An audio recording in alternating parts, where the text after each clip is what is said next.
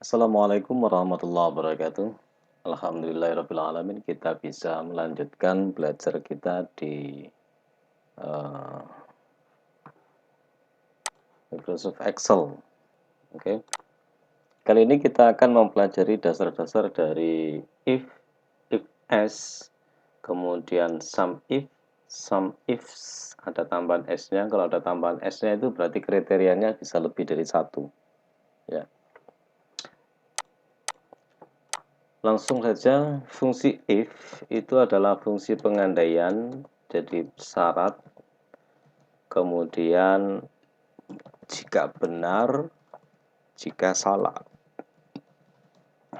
maka akan dilakukan seperti ini.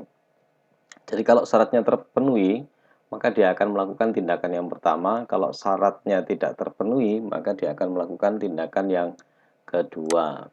Contoh,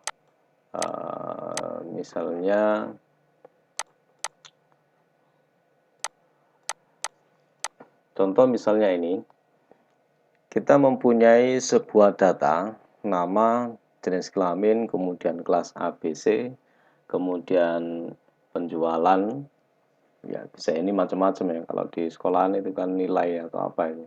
Intinya kita memberikan syarat, kalau targetnya terpenuhi, maka dia akan apa keterangannya ya.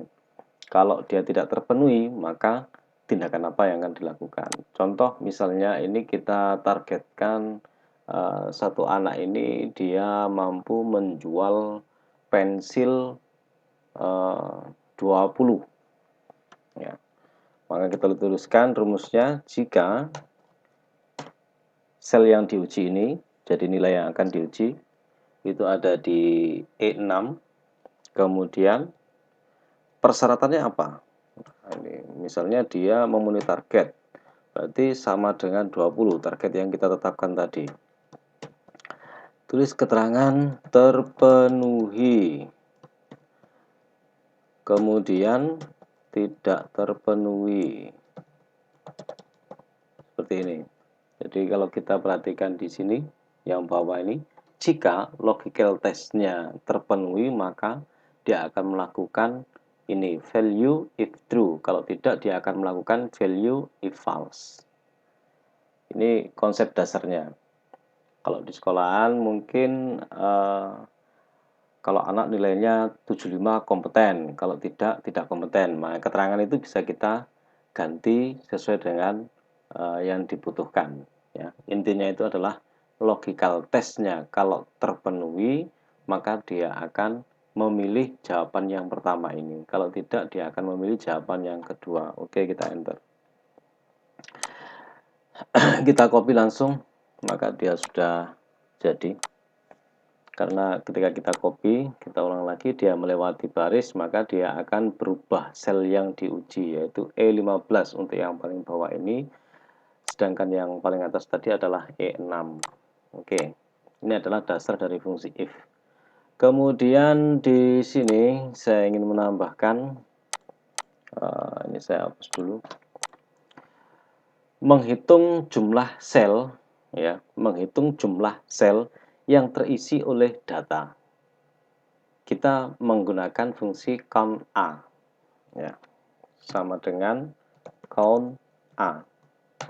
Jadi count A itu fungsinya adalah untuk menghitung jumlah sel yang terisi oleh data.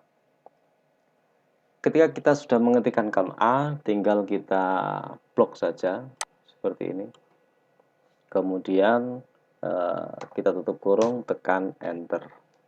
Maka di sini kalau kosong, ya, maka dia akan menghitung seperti ini.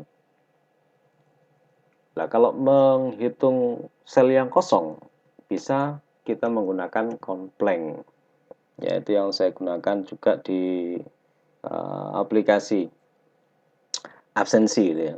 Absensi. Jadi kalau misalnya kita ketik apapun, selama dia ada terisi, maka dia tetap akan dihitung, ya. Dia akan tetap dihitung. Misalnya ini saya kembalikan seperti ini. Oke. Sedangkan kalau misalnya menghitung angka, kemarin kita menggunakan fungsi sum, blok, enter. Oke. Kita lanjut dengan yang berikutnya. Misalnya saya diminta untuk membuat sebuah laporan jumlah perempuan kelas A. Ini kan ada dua kriteria berarti ya. Satu perempuan, nomor berikutnya adalah A. Berarti kita bisa menghitung dari sini. Kalau perempuan, kemudian A. Berarti kan ada dua persyaratan, dua kriterianya. Kita menggunakan dengan count if, ada tambahan S-nya. Hitung jika, nah, kriteria range-nya ini yang diminta bisa kita ambilkan dari sini seperti ini, kemudian kita berikan absolut F4 seperti ini. Kemudian kita diminta tadi adalah perempuan dan kelasnya A. Berarti kriteria range-nya ini sudah kita tentukan. Kriteria yang pertama itu adalah perempuan. Kemudian kriteria yang berikutnya itu adalah kelas A. Kita tentukan range-nya ini karena huruf A, B, C itu ada di sini. Kemudian tekan F4 agar dia menjadi absolut. Kriterianya yang diminta adalah kelas A. Diawali dan diakhiri tanda petik. Oke, enter. Nah, karena yang dijadikan dasar pedoman itu adalah tetap di sini, di range ini, maka kita tadi pakai absolut. Ya. Kemudian apabila ada perubahan B, C, tapi kan dasarnya kan sama, range yang dibaca. Ini bisa kita copy. Tinggal kita menggantikan di sini B, kemudian di sini C. Sesuai dengan permintaan dari kriteria ini. Sama untuk laki-laki dan kelasnya A. Ini kan sama sebenarnya. Hanya saja dia diminta laki-laki. Ini bisa kita copy. Ini tidak akan berubah selnya karena sudah kita matikan dengan absolut. Tinggal kita rubah. Di sini adalah laki-laki. Laki-laki seperti ini kita rubah.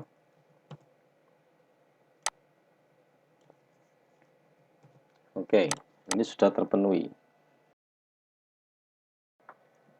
Oke, sekarang kita akan mengisi ini. Jumlah penjualan dari P. Kita lihat di sini ya. Hasil penjualannya angka-angka yang ada di sini, sedangkan kriterianya ada di sini. Kita tuliskan di sini sama dengan sum if. Kita pilih kriteria, range-nya berada di sini, kemudian tekan F4. Seperti ini. Kriteria yang diminta tadi adalah P. Nilai yang ingin kita jumlahkan itu ada di sini. Di blok, kemudian absolut. Kalau sudah, enter. Kita perhatikan. Seperti ini ya. Oke, ini bisa kita copy bawahnya. Hanya saja di sini adalah L. Menyesuaikan dengan yang ada di sini. Ya, ini sama dengan total penjualan kelas A, kelas B, kelas C. Ya, ini kan sama dengan ini, cuma dia ada kriterianya di kelas A, B, dan C. Kita dengan cara yang agak sedikit berbeda.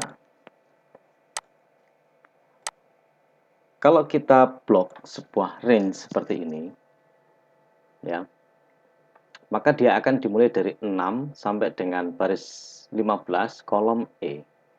Ini bisa kita beri nama. Kalau tadi kan kita menggunakan absolut ya. Tapi bisa kita juga dengan cara mengeblok ini, kemudian kita beri nama hasil jual misalnya.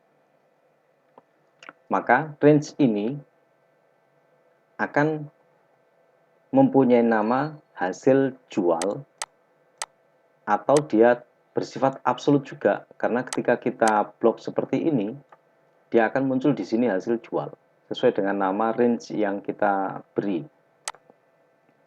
Kelas A, kelas B sama, misalnya ini kita beri nama kelas range ini, maka ketika kita gunakan seperti ini di blok dengan absolut, itu nanti dia akan berubah namanya menjadi kelas range-nya ini ya. Jadi kita memberi nama ring. Hal ini juga memudahkan dalam membuat sebuah aplikasi rumus. Kita tuliskan di sini sama dengan jumlahkan jika, sum if. Range-nya itu adalah kelas. Kemudian kriterianya adalah A. Sum ring itu berada di hasil jual. Nah, ini ya, nampak di sini. Kemudian kalau sudah, kita enter. Ini berlaku juga untuk B dan C. Kita kopikan saja. Tinggal kita rubah di sini dengan huruf B, kemudian di sini kita ganti dengan huruf C. Oke.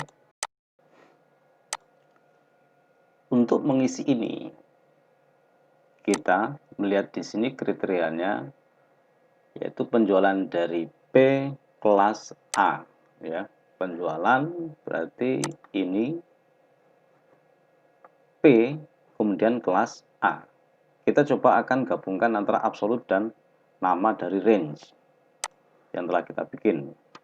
Rumus yang digunakan, jumlahkan jika banyak kriteria. Oke, sum ifs, ada tambahan S.